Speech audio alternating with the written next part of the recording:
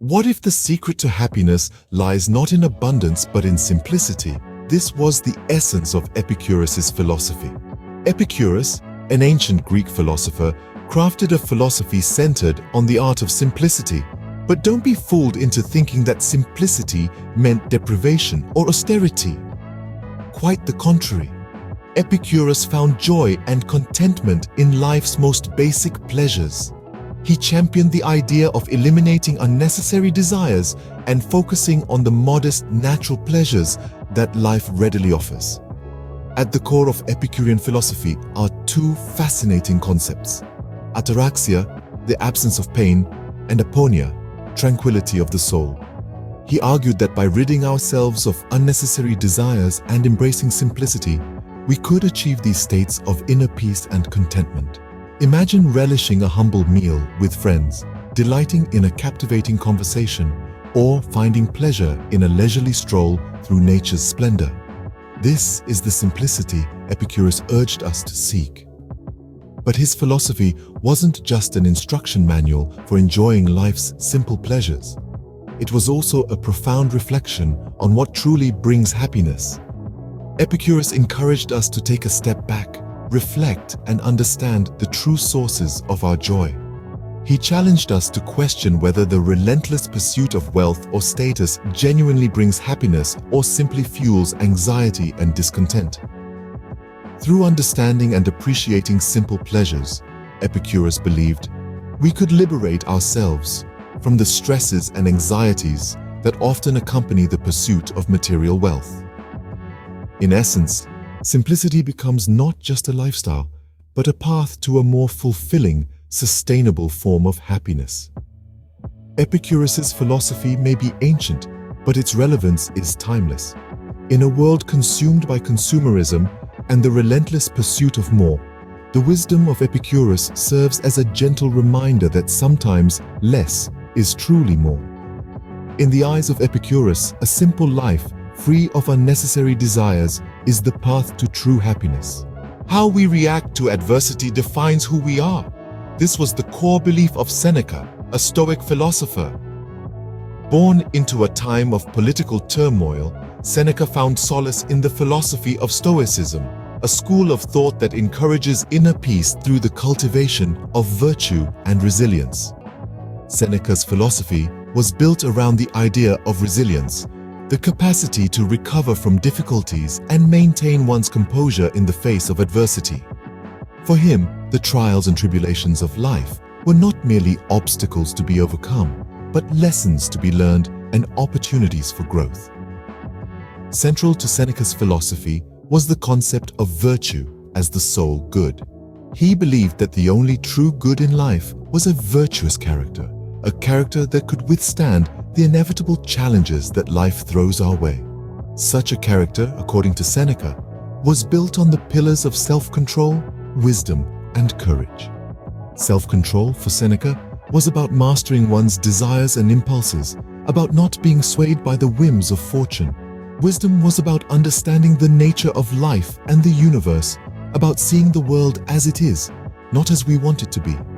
And courage was about standing strong in the face of adversity, about embracing challenges and difficulties with grace and dignity.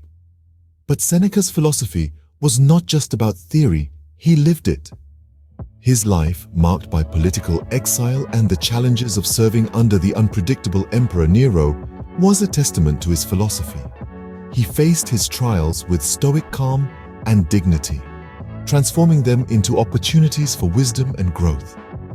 Seneca's philosophy teaches us that resilience is not just about surviving hardships.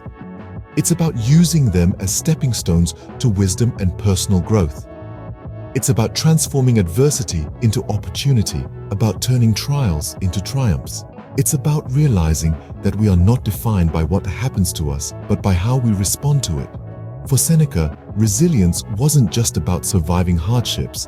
It was about transforming them into opportunities for wisdom and growth. What if compassion and benevolence were the keys to a harmonious society? This was the belief of Confucius, the Chinese philosopher. Confucius, a name that resonates with wisdom and philosophical insights, held compassion and benevolence in high esteem. Central to his teachings is the concept of Ren, a term often translated as benevolence or humaneness. But Ren is more than just kindness. It's a deep-rooted sense of empathy, respect, and caring for others. It's about nurturing the bonds that connect us, treating others with the same love and respect we would want for ourselves. In the world of Confucius, practicing Ren wasn't just a personal virtue, but a social obligation. It was about recognizing that we're all part of a larger whole, interconnected and interdependent. In this sense, our actions and attitudes towards others are not just about personal morality, but about the well-being of our community, our society, and our world. Confucius believed that harmonious relationships were the bedrock of a well-functioning society. From family ties to social interactions, he emphasized the importance of mutual respect, understanding, and care. It's like a delicate dance where each person's steps and movements affect the rhythm and flow of the whole. One of the profound teachings from the Analects, a collection of Confucius's sayings and ideas, encapsulates this principle beautifully. Confucius asked, "Is there any one word that could guide a person throughout life?" The answer, he proposed, was reciprocity. Do not do to others what you would not want others to do to you.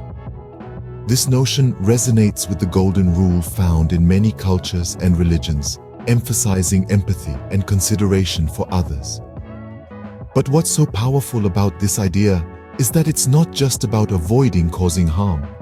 It's about actively seeking to do good, to uplift others, to contribute to their well-being. It's about understanding that our happiness and fulfillment are intertwined with those of the people around us. And Confucius wasn't just a philosopher pondering on abstract concepts. His teachings were practical, meant to guide everyday life and society. He believed that a society structured on compassion and mutual respect would naturally be more harmonious and prosperous.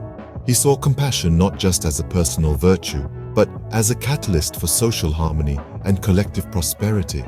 The wisdom of Confucius has transcended borders and centuries, influencing East Asian cultures and beyond. His philosophy, centered on compassion and benevolence, offers timeless insights into how we can live together in harmony, treating each other with respect and kindness. In the eyes of Confucius, a society built on compassion and mutual respect is a society destined for harmony and prosperity. His teachings remind us that compassion isn't just an emotion, it's a way of life, a guiding principle that can lead us towards a more harmonious and fulfilling world. What if virtue was the pathway to happiness and fulfillment? This was the belief of Aristotle, one of the most influential philosophers in Western thought. Aristotle, the polymath from ancient Greece, is renowned for his profound impact on various fields of knowledge, from logic and metaphysics to ethics and politics. Yet, at the heart of his philosophy lies a concept that resonates with all of us: eudaimonia. Eudaimonia, often translated as flourishing or well-being, was Aristotle's answer to the age-old question, what is the good life? But Aristotle's eudaimonia diverges from our modern understanding of happiness. It's not about fleeting moments of joy or the accumulation of material wealth. Instead, it's about living in a way that allows us to fully realize our potential, to truly flourish. Aristotle believed that each of us has a unique potential, a specific purpose in life, which he termed as our telos. And to achieve this telos, to truly flourish, we must live a life of virtue. But what does it mean to live a life of virtue? For Aristotle, virtues were not innate traits but habits that we cultivate through repeated action. Virtues like courage, temperance, and justice aren't gifted to us at birth. Instead, they're honed through practice, like a skill. Yet, Aristotle cautioned against extremes. He proposed the doctrine of the mean, suggesting that every virtue lies between two vices, excess and deficiency. For instance, courage lies between recklessness and cowardice, generosity between prodigality and stinginess. Virtue, then, is about finding this mean, this balance in our actions and emotions. But why focus on virtue? Aristotle believed that by practicing virtue, we align ourselves with our telos, our purpose. And this alignment brings a sense of fulfillment, a deep-seated contentment that's far more enduring than fleeting pleasures. It's about living a life that's in harmony with who we are, a life that allows us to flourish. Furthermore, Aristotle emphasized that eudaimonia isn't a solitary pursuit. As social creatures, our well-being is intertwined with the well-being of our community. Thus, living a virtuous life isn't just about individual fulfillment. It's about contributing to the flourishing of others, to the common good. However, Aristotle's philosophy is not a prescription, but a guideline. There's no one-size-fits-all approach to virtue and eudaimonia. Each of us must navigate our unique path, cultivating virtues that resonate with our individual telos. It's a journey of self-discovery and growth, a lifelong quest for fulfillment. And so, in the grand tapestry of Aristotle's philosophy, virtue emerges as the golden thread. It's the pathway to eudaimonia, to a life that's not just lived, but flourished. It's a reminder that the good life isn't about what we have, but who we become. In the eyes of Aristotle, a life of virtue is the key to eudaimonia, to truly flourishing in life.